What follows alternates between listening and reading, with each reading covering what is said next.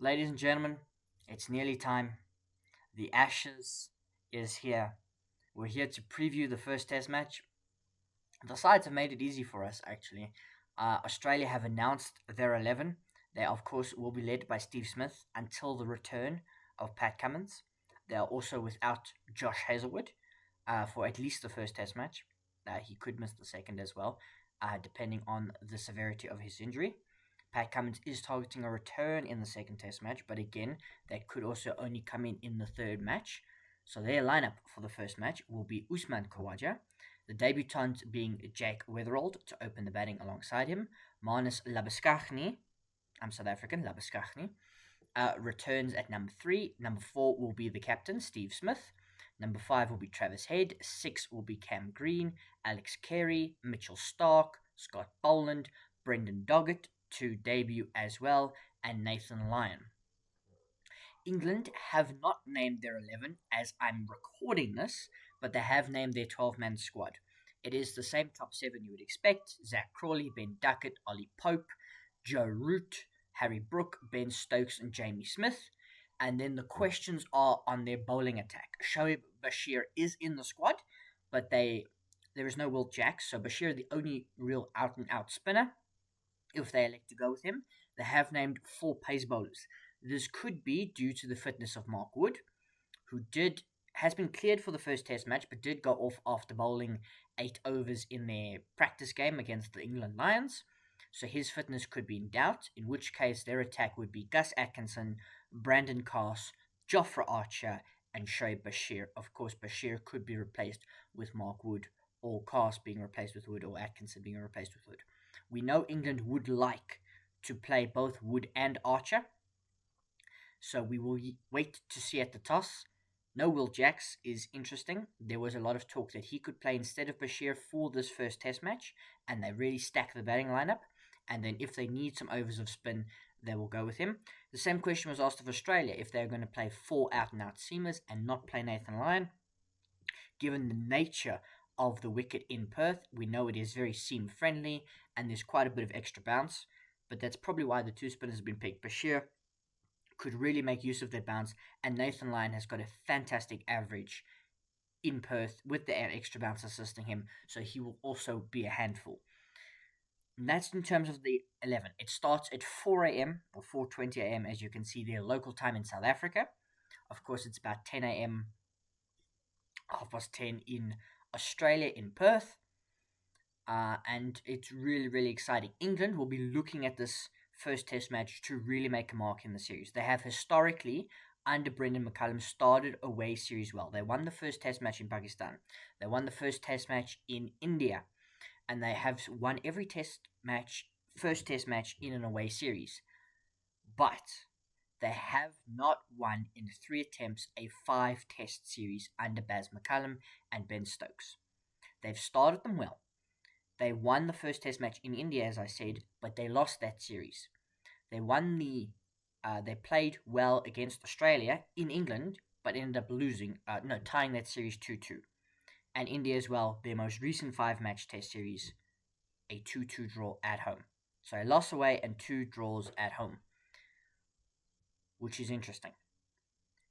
Will they be able? They have to start well. They will be looking at this first match. No Hazelwood, no Cummins. They have to probably start well here. Will Ben Stokes still look to bowl first? Because this pitch is probably not going to hold together. Although, being that the match might only go 3 days might benefit it. It might not open up in terms of cracks and stuff. So you could feasibly chase anything. He says they like to chase. And there has been talk about perhaps when they bat first, they're a bit confused. And they play much better when there's a score on the board. But batting first might be the way to go here. I guarantee you, if the pitch says bat first, Steve Smith will have no hesitation.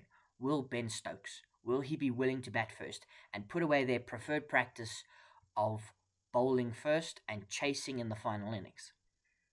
We know what they're like. Their batting has gotten better. It's not just all out aggression. They're willing to grind periods out, which they may need to do. They may look to target Scott Boland, but he averages like 12 in Australia. He will remember that like 6 for 7, 6, 7 at the G. at the MCG when he ran through England. They will remember that. They did target him in the most recent Ashes series in England, but with the ball nipping around with the extra bounce, he could be quite a handful. Question marks for Australia are on Jake Weatherald and Brendon Doggett. Of course, Doggett coming in, really showing their bowling stocks, their depth of that. Could have also been Michael Nisa, but he's kind of was added to the squad late. Sean Abbott as well ruled out through injury. He probably would have been next in line ahead of Doggett. Jai Richardson also lurking, not in the squad for this first test match, but could play a part later in the series, depending on the availability of Hazelwood and Cummins, and of course Mitchell Starc. He's reliable for them, but can he get through 5 test matches? He may need a break at some point. Jake Weatherald obviously coming in for Sam Constas, who's been dropped and allowed to go back to Shield cricket to kind of find a bit of form. Weatherald, a really good performer for his stateside in Sheffield Shield cricket in Australia. Performs really, really well. Will be more of a David Warner replacement than perhaps some of their other options will like to take on the new ball, which could be key against Wood and Archer. England bowlers need to get it right. They've gone with pace. This is what they've built to. They've built with pace. They've moved on Jimmy Anderson and Stuart Broad, and some of the other guys haven't gone with Matthew Potts.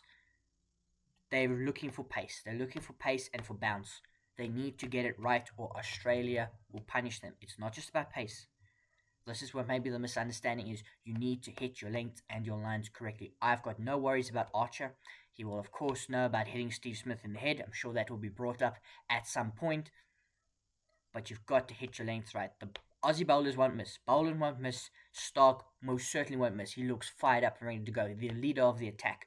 Might get a nosebleed batting at number 8 though, so high.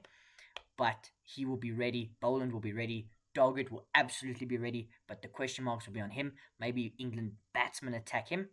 I really do feel that this test match will be decided in whatever inning when England bat. Will the Australian bowlers perform well? Because that is their strength. And will the England batsmen do well? That is their strength. I think on the flip side, the Aussie batting is weaker than it's been in recent years, but they've played on some tricky wickets. We've seen when the wickets have been very good for batting. In Sri Lanka, of course, Usman Khawaja gets a double 100, Steve Smith gets hundreds. They've still got Josh Inglis and Bo Webster not in the squad, 2 fantastic players. So their batting is fairly fine. The England bowling, will they hit their lengths? That is the real question. Will they hit the lengths and pose the appropriate problems to back up their batting? But I'm so excited. I should be live streaming tomorrow, the first day of the Ashes. I'm really excited. I can't wait for that first ball. It'll either be Mitchell Starc to Zach Crawley or Jofra Archer to Usman Khawaja. And the results could be completely different. But let me know what you think. What are your predictions?